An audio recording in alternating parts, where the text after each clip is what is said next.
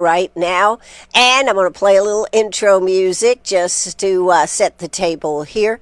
So here we are. We are live. Keep on sharing. Yes, we're live on Facebook. Give us a call. You gotta keep on caring. As long as you've got a voice, don't ever stop. As long as you've got truth, don't ever stop. As long as you've got a voice and you turn on your mic, and that's what the key is. And I believe we are live on the radio. We are live on Facebook. My mic is on. Lord, it's Monday morning. It's Columbus Day. Good morning, Greenwood. Good morning, Greenwood. This is truly a tremendous, tremendous day. The living hostages have all been released, and they have been reunited with their families. I can't imagine the anticipation and the worry that at the very last minute that something might derail this hostage release. But it has happened. People are together, and this is what it's all about. This will be a day, as I said just a couple of minutes ago, that will be remembered for forever. Columbus Day, October 13th. 2025. And as I said before we went live on Facebook, nothing could make me prouder to be an American and know that our president, our team over there with a lot of other people, it wasn't just the president, but he had the vision and he kept pushing. And that's leadership. And the very fact that it has come to fruition is totally unbelievable. Now, will they get to part 2, part 3, of this 20-part plan? Who knows? But the big deal is the living hostages are home. I expect that the ones that died in captivity their bodies are being returned, but I did understand that was going to be a little bit more of a deal to, I guess, get the bodies and get them back. But the living hostages are home and in their loved ones' arms. Congratulations to all that made this possible. So, we'll have more details, probably more information tomorrow. Right now, President Trump is on his way to Egypt, where they are having a big peace celebration, and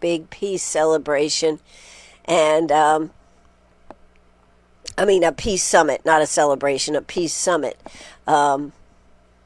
So this is where it's at. Countries from all over the world will be at this peace summit, and to see this come to fruition will be huge if it can. I think that's a big if. But they have accomplished step 1, and if they can continue peeling off these step 2, step 3, step 4, it will be truly amazing. Can't say enough about it. And I know the anticipation has been horrific for those that have had to wait and hope that this was something that was going to happen. Well, it's happened. Now on to the next steps. For the people returning to Gaza, oh my God, have you seen the pictures of what is there? They are going to need a lot of help rebuilding Gaza. It has been destroyed. But I can appreciate the fact of them wanting to go home, wanting to go back to where they were from. All right, so that's about all that I can say right at this moment. Trump just likens Witkoff to Henry Kissinger. How about that? Stephen Witkoff to Henry Kissinger. What a comparison that is.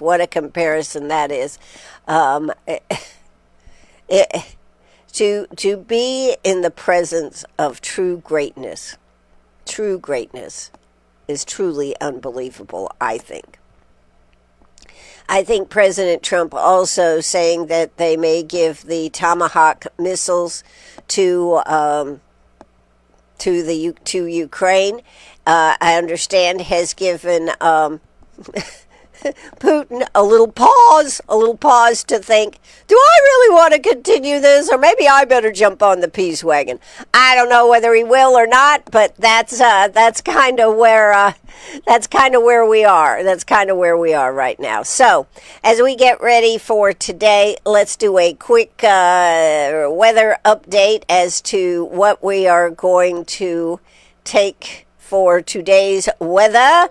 Today's weather is going to be, looks like it's going to be pretty beautiful out there. So let's see. Right now it is 65, feels like 65. We do have fair skies out there. We are headed for a high of 78, a low tonight of 54. Tomorrow, a high of 82, low of 55 with plentiful sunshine. Wednesday, a high of 80, low of 55, and no real chance of any rain. Thursday's a ditto day. Friday is a ditto day, too. So we are really into fall, but some beautiful, beautiful fall weather, and that's terrific. All right. So, big news update. Wednesday, I'm going to the state fair and reporting back on the state fair. So, if you if you want to follow us on Facebook, you need to sign up right there, WCRS 98.5 / 1450 AM. And the reason being so that you will get notifications when I go live. I'm going to be going to the ag part, I think it's the Ellison building, checking out all that. And then I'm also going to be checking out the food. So that's on Wednesday. I hope to do a quick show Wednesday morning, head out, and then be back that early afternoon. So that's the plan for Wednesday. Anyways. Big news, though, is this afternoon at 4 o'clock, we do have Curtis Loftus, South Carolina Treasurer Curtis Loftus will be in studio. If you have a question or a comment, of course, you can send it right away, right now, 864-332-9355. That's 864-332-9355. So I don't know when you got so much news, I don't know where to begin. But I did find this very interesting last night when I was getting ready for the show today. And so I think I'll start with this one because it's kind of a local story. This is from the Abbeville County meeting last week. And this was in the Index Journal. Okay. So they talk about all this stuff. They could have the circus here. It cost them $100,000, I guess, and they thought that with concessions, they could probably make that $100,000 back. I mean, it goes on and on, all these different things. But you know me, I'm always looking for an angle with a story. So I read all the way to the end, and there were two things that stood out to me. No action was taken on a complaint about a cannon fire during a recent SC250 event in downtown. No action. Nothing was talked about. So there you go. That I thought was kind of interesting. A cannon being fired in town at the 250 event. Well, cannons were a big part of it, so I guess I understand. They didn't take any action on that. And then there was this one. Resident Nathan Rulin urged effective management of lake secession, specifically that the city inform residents of change in lake levels and of scheduled military training exercises. Recent exercises involved the firing of what he called a 50 caliber weaponry, he said. So, what's going on over there in Abbeville? That's what I want to know. They got cannons going on. They've got weaponry being fired during military exercises. and nobody said a word. Oh, well, that's the way it goes, folks. You know, when it gets really interesting, nobody says anything. Nobody says anything. So that was just an interesting aside. This is a very, very sad story here in Greenwood. Two teens were injured in a shooting over the weekend, prompting an investigation in Greenwood. On Saturday, the Greenwood City Police Department responded to reports of gunshots in an alley between West Cambridge and Stanley Avenue. Two teenagers, age 18 and 17, later arrived at Self Regional with non-life-threatening gunshot wounds. What is going on? Two people were taken. Did not have anything. Police Chief T.J. Shadone said the event did not have anything to do with Lander and was not on school property. So, but the very fact that we had this shooting going on right near the college is definitely something to be concerned about.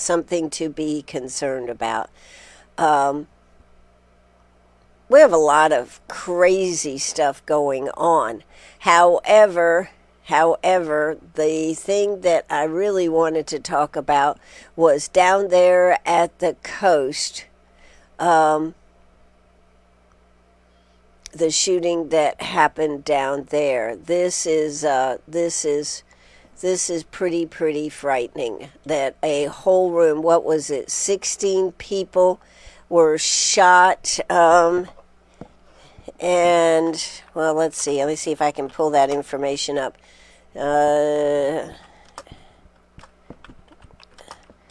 This weekend, that was pretty horrific. Oh, this is from the AP News. St. Helena, mass shooting early Sunday. Is this the right one? Yes. A mass shooting early Sunday at a crowded bar on the island down there, considered to be the largest Gullah community on the South Carolina coast, has left 4 people dead and at least 20 injured. A large crowd was at Willie's Bar and Grill on St. Helena Island when sheriff's deputies arrived and found many people with gunshot wounds. An estimated 5,000 or more Gullah people are living on the island. Bar owner Willie Terrell was inside the establishment, was packed for a high school alumni event when he heard shots going off in bursts outside. He described the scene screaming and panic and fear. The Beaufort County Sheriff's Office said in a statement on the social platform X that many people ran to nearby businesses seeking shelter. This is a tragic and difficult incident for everyone. We ask for your patience as we continue to investigate this incident. Among those injured, 4 were in critical condition in hospital Sunday afternoon. The victims' identities have not been released. The bar was hosting an event for alumni of Battery Creek High School in Beaufort, about 10 miles northwest of St. Helens Island. He said people were having a good time when the shots were heard.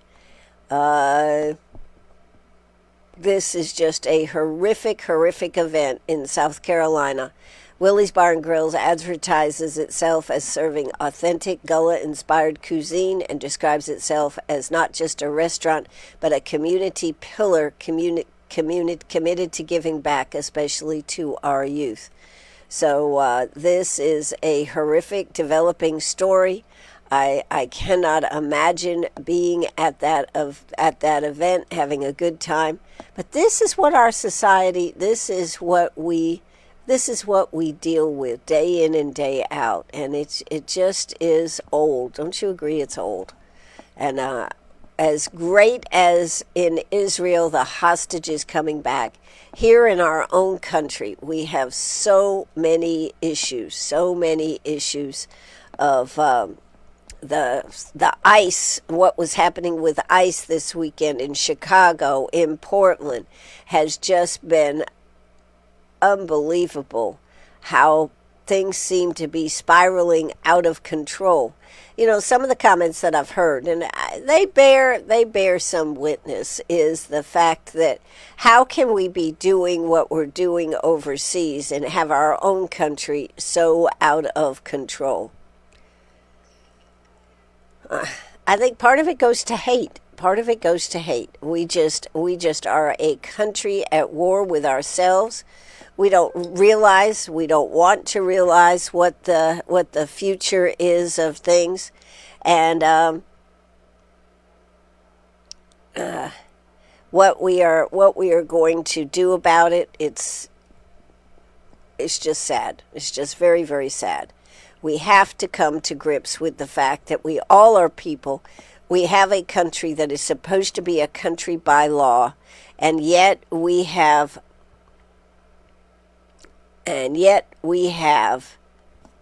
not found a way to live and work together. And from that standpoint, this is very sad. ICE is just trying to do a job. People have gone crazy with trying to get ICE out of there.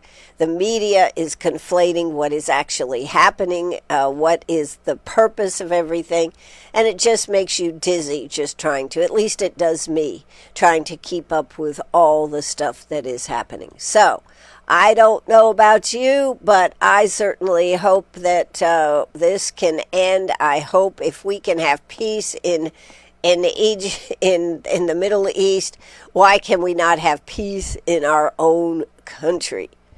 The election cycle is just heating up.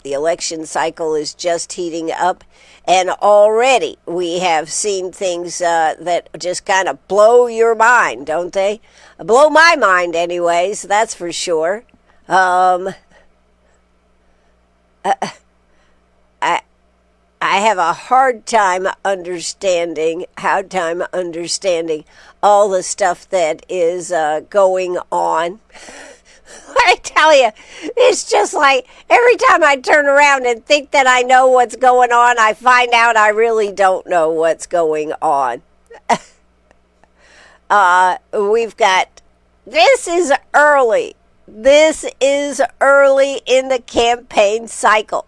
Somebody said yesterday, if what's going on right now, can you imagine when we get to May and June how things are going to be? Either that or everything will have played out, which is one of my concerns on the South Carolina elections. I'll just launch into that one.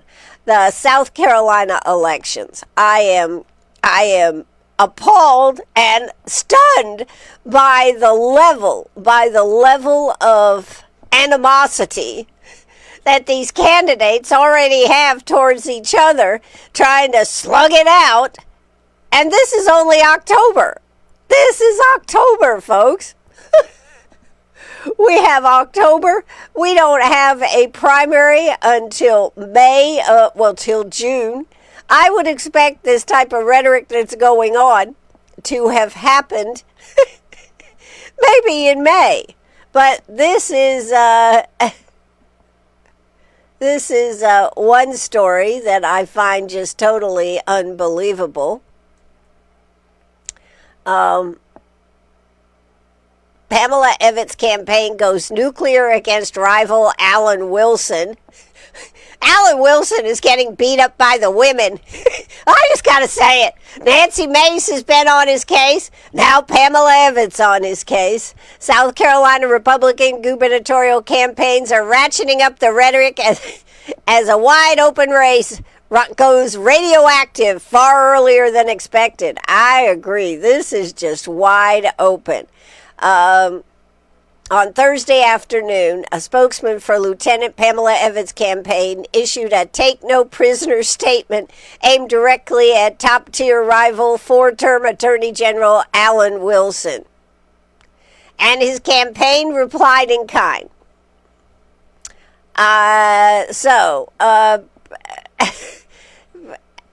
Lieutenant Governor Pamela Evett, one of the things that many people have said, me included, that we needed to see what Pamela Evett is made of. She has been, as a lieutenant governor, she has been under the wing of our governor, Henry McMaster, and she has had to be on the same page as Henry McMaster, our governor, every day. But now things have changed. Things have changed, folks. Things started out on a relatively routine note when Wilson-aligned Political Action Committee blasted Everett over what it called diversity, equity, and inclusion, DEI practices within the company Everett formerly owned. These practices were reported by Fitz News back in July. By law, PACs are not allowed to coordinate their messaging with political campaigns for which they advocate. According to the SC Action Conservative Action Fund, Evett's HR firm bragged online about how pushing diversity makes companies look more progressive, and she personally coached CEOs on how to game the system and grab government contracts through diversity quotas. Okay. That's not standing up for the American worker or conservative values, the PAC added. When the issue was first raised upon Evett's entry into the race last July, her campaign responded at the time with this statement attributed to their campaign manager. Pamela Evett founded and grew a merit-based business and has been clear in her beliefs, both in her time as a business owner and now as lieutenant governor, that employees seeking a job or a promotion should be judged by the quality of their work alone. Pamela has had no financial interest in or operational control of QBS since 2019, long before anything referred to in the story and in any of the cited claims. That was then. Fast forward to this last week when the attack was recently resumed. Asked for a comment on the latest DEI broadside, the Evett campaign provided the following statement attributed to Chris Grant, its general consultant. We are surprised Alan Wilson, a historically corrupt, low-T, kiddie porn protecting attorney general, is lying about Pamela's record. We just wish he'd put as much effort into complying with the SC ethics laws and fixing his office record of letting illegals go free as he does as making up lies about the lieutenant governor, a.k.a. the woman who is currently kicking his ass. This is October. I mentioned this is just October. If this was May, I could see it, but I'm worried about where we're going in South Carolina. As it says, this statement marked a notable change in tone for Evett's campaign, mimicking the more aggressively rhetoric employed against Wilson by another front-running candidate for governor, Nancy Mace. That's right, the women are kicking Alan Wilson. Is this not wild? Is this not wild? The shift wasn't lost on Wilson's campaign since the Attorney General was mentioned by name. You know, this is like when you have a debate. I need to respond. I need to respond. Okay. His campaign was offered opportunity to respond and provided a statement from Claire Brady, Wilson's deputy campaign manager. And this is pretty bad, too. Pamela Evett, Lieutenant Governor, has spent $2 million lying about having the governor and president's endorsement, and 41% of the state still doesn't know who she is. More troubling, even after the ad blitz of false endorsements, her image is only marginally above water. Folks aren't buying what they're selling. Some advise if you start to follow Nancy Mace's campaign strategy, make sure the tinfoil hat is screwed on tight. This is just October. Oh my God, the racing clique is getting increasingly incendiary, is emblematic of exchanges which typically take place the days and weeks preceding the partisan primary elections, which, as I pointed out, are 8 months away. Somebody said if they're talking like this now, just imagine what it'll be like come May. Better have your hazmat suit handy. This race is going to be radioactive. Well, I think they're right. That, by the way, was from Fitz News, and they do some great reporting. They'll do some great reporting. So,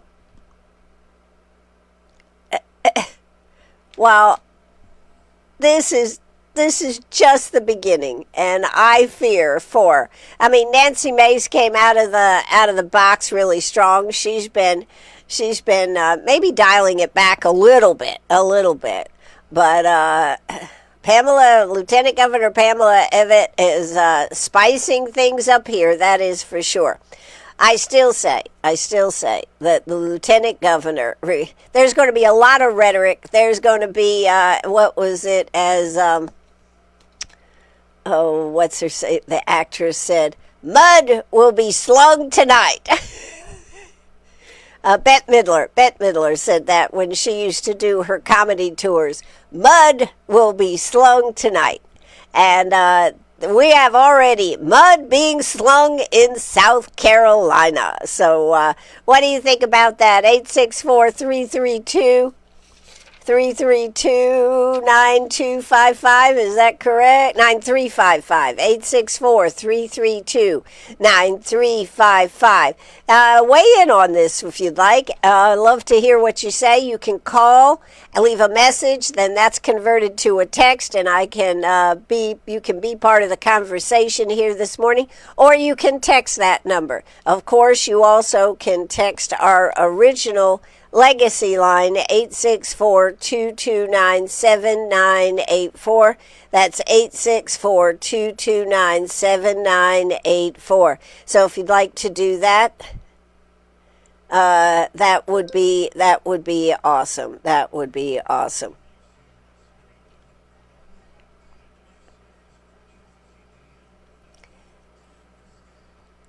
Oh, that's right. You are listening to WCRS. You're also watching WCRS. You're watching me right here on the Facebook Live. That's right. All right. So that's a little bit of action there. I had another. Sometimes it's just like back in the day when I first started back in 2007 doing this show. You had to hunt for stories to talk about.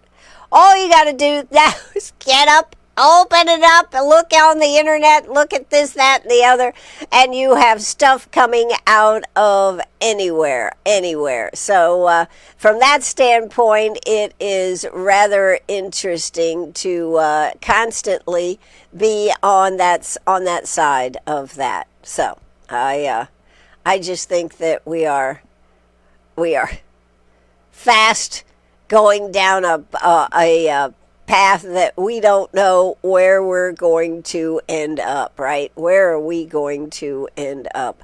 Who knows? All right. Anyways, this is, that's what I really wanted to talk about. The government shutdown kind of is taking a, what shall we say, a little bit of a back seat to all the international news going on. But we have issues with our military getting paid. It doesn't look like our legislators up in Washington, D.C. are going to come together and have a kumbaya moment and decide to open the government. It is interesting to me that both sides seem to think that they have the winning argument. Now, Republicans, of course, are saying that it's the Democrats, and the Democrats, of course, are saying it's the Republicans. Or more importantly, it's the Democrats are really hitting at President Trump. Don't you find it interesting that President Trump has said that they have found enough money in the government budget that's already been budgeted there that they can get the money to pay our military? I think that's terrific. I think absolutely it is terrific. But there's a lot of other essential people that at this moment are not going to get paid. So I think I would hate to be in their situation. I have heard stories of people already going to food banks and this type of thing, trying to get what they need. But if this continues to drag on, it does nothing good for our country. And nobody wins. Nobody wins in the end. You can, it's just not a winning situation. So substantial layoffs of federal workers launched by Trump administration admit during this shutdown. So that is part of what is going on right now here in our country. Of course, all the focus is on Israel and Egypt and everything. And why shouldn't there be? Why shouldn't there be? Of course there should be. But it still is very heartbreaking to me that our country cannot come together and pay the people they need to pay in this situation. We need our people, particularly those that are working, and not getting paid. So, in another story. Now, I realize I have a perverse sense of humor. I realize that. And some people may not find this funny. And I apologize if you do not find this just a wee bit ironic. Maybe ironic is a better word instead of funny. South Carolina's longest-serving death row inmate dies of natural causes. That's right. The man was on death row for so long that he died of natural causes. Now, in fairness, that's the headline, and I have tweaked it just a little bit. But in truth, the man was Fred Singleton, couldn't receive a death warrant because he was considered mentally incompetent. And that is why he died. He died 81. He was 81. He died Monday, according to an online post by the agency that oversees the state prisons. He was one of 25 inmates on death row at the Broad River Correction Institute in Columbia after executions resumed in September of 2024. The state prison agency in its statement did not explain why it waited 4 days to notify the public of his death. But he had been convicted back in 1983 of strangling 73-year-old widow Elizabeth Lomenick to death in Newberry County. And he had her jewelry, he had her car, he had her money, and he was convicted of this. He was given the death penalty, but they could not execute him because they decided that he was not competent to stand trials. Although the court agreed Singleton shouldn't face execution, justices also decided a judge couldn't reverse Singleton's sentence because the court couldn't be sure his condition was permanent, according to the opinion. It also goes on to say, this is rather fascinating about what is happening in our justice system. Medication might have rendered Singleton competent, but justices decided officials couldn't force Singleton to take medication for the sake of his execution, according to court records. Singleton spent the rest of his life on death row. The next longest-serving inmate is Jamie Wilson, whose case also remains in legal limbo because of a question over his competence. Wilson, convicted in 1989 of killing 2 8-year-old girls in a school shooting here in Greenwood, pleaded guilty but mentally ill before receiving a death sentence. His attorney argued during a 2004 hearing that he was incompetent for execution, but a judge has yet to issue a decision. This been going on since 2004, and they can't make a decision. A judge has not made a decision. 6 inmates have been put to death since South Carolina resumed executions last year following a 13-year hiatus. 2 more received judgments deeming them competent for execution, but are appealing their decisions. So, 2004, Jamie Wilson, they have not rendered a decision on that. That is horrific. So, what do we have going on here? Let's see. We've been getting some comments coming in this morning.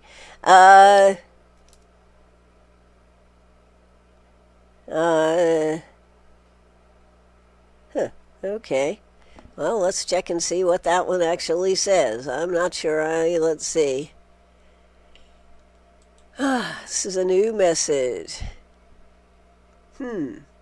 Scan by Gmail. What does it say? Well, looks like somebody is giving me a news tip. All right, we'll talk about that later. But thank you for your news tip here, Texter. Thank you very much. Thank you very much. All right. As we finish up here this morning, because I got a lot to do to get ready for Curtis. So what else? If you have a question for Curtis Loftus, our South Carolina State Treasurer, I hope you will. I hope you will let me know.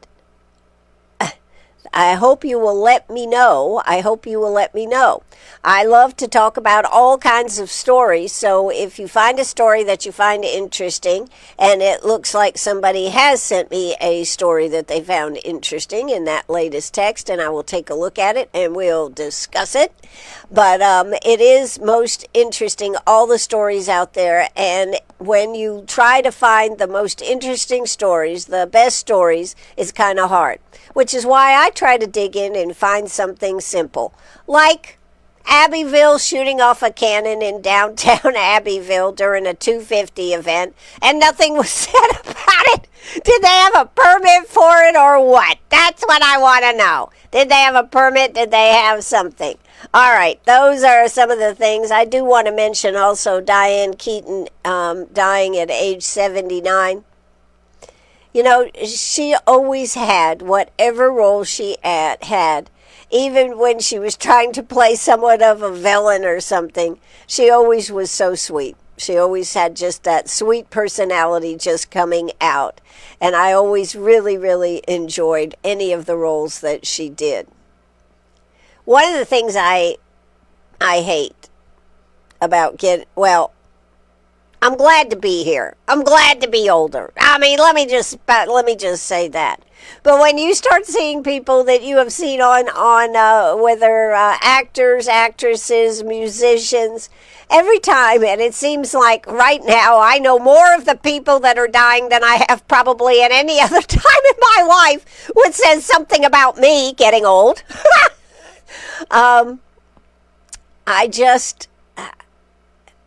It just makes you realize that we should take advantage of absolutely everything we can, because if we don't, we're going to miss something. And that is one of the things that I try very hard to take it all in, which is sometimes why I think I run myself so ragged, because I do try to take everything in, because I do worry about that you only have so much time. And I think it is so important that we try to come together, that we try to understand some of the stresses that other people are going through and not always take things so personal. It's rough. It's tough. But sometimes we should step back and see what somebody else is going through and maybe not take it so hard. But to get back to Diane Keaton, I haven't seen all the final reports on what she died of or anything. I think it was unexpected. I did see a clip where Goldie Hawn and Diane Keaton said they wanted to grow old together. 79 is young. 79 is young when you consider age. But so many people have done so many wonderful things in this world, and it must be hard to get old and see the world changing so rapidly and turning into something that you don't even recognize. I guess that is why so many people say, I'm out of here. I don't know. It's sad. Anyways, I'm Ann Eller right here with you. Don't forget to tune in this afternoon, 4 o'clock. Curtis Loftus will be in the building right here at WCRS Radio. We will be going live for a pop-up interview with that. I think that should be most interesting. After that, he will be over at the courthouse at 6 o'clock with the Republican meeting. And I know he'll be taking questions and answering questions and talking. If you would have a question for Curtis, please don't hesitate to send us a text or make a message. Send a voice message. It'll turn it into a text at 864-332-9355. That's 864-332-9355. So make sure that you are tuned in this afternoon. It should be fascinating. I've got some interesting questions that I want to ask Curtis, and hopefully he'll be able to answer them.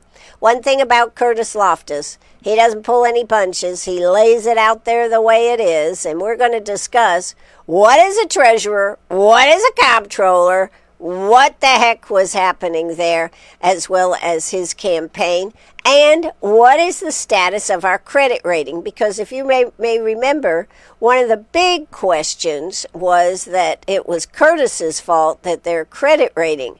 Has it fallen or not? That is the question. You'll want to tune in at 4 o'clock this afternoon to hear more about it. One last note, do want you to know that on October 30th, Thursday, October 30th, from 9 to 2, Greenwood County Veterans Center in Uptown Greenwood will be doing free legal clinic for veterans and their spouses. Services provided, basic will, living will, power of attorney. This is what they're coming to town, and they will do this for veterans for free. You do need to have an appointment. So call the Veterans VA office, 864-450-9268. That's 864-450-9268 to make an appointment. No appointments will be after 1 o'clock, and they only have so many slots available. So if you'd like to get in on this program, please give them a call, 864-450-9268. That is the free legal clinic for veterans and spouses. It's called the Valor Program. Veterans and Armed Forces Legal Outreach. This is from the state, from Alan Wilson's office. So please check that out. Please call today and get your appointment. They already have appointments made. So please, please, please. Also, if anybody's got any tips on me for going to the state fair, I want to go to the Ellison building. That's where I want to go. I could certainly use some. Do you know, in all the things I've done in South Carolina, I've never been to the state fair. I'm not going for all the hoopla. I am going for the food and for the ag booths over there, and do hope to see some of what Della Howe has been doing. So that's what spurred my interest in going. If anybody can give me any tips on maybe where to park, I want to go to the Ellison building. I have no idea, and I haven't had a chance to check it out. Could use any and all help.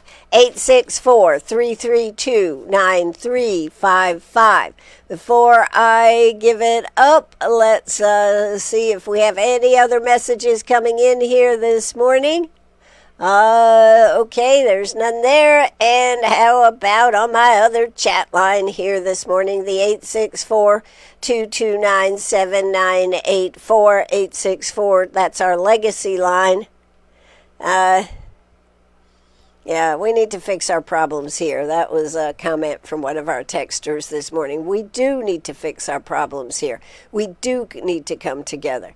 In one closing note, I want to say, I don't know how hard it was for Hillary Clinton to say that the president, she didn't say Trump, she said the president has pulled off the peace agreement in the Middle East. She pulled it out of her mouth. It was difficult, but she did do it. And so many others have said the same thing. And maybe that is the start of something. Let's only hope that our country can come together. I'm Ann Eller. This is WCRS right here in Greenwood. We are going to lower the curtain. We're going to say, have a great day. Enjoy this glorious day. And that, my friends, is going to do it for me. Bye-bye, everybody. The phones are open. Keep on laughing. Give us a call. You got it.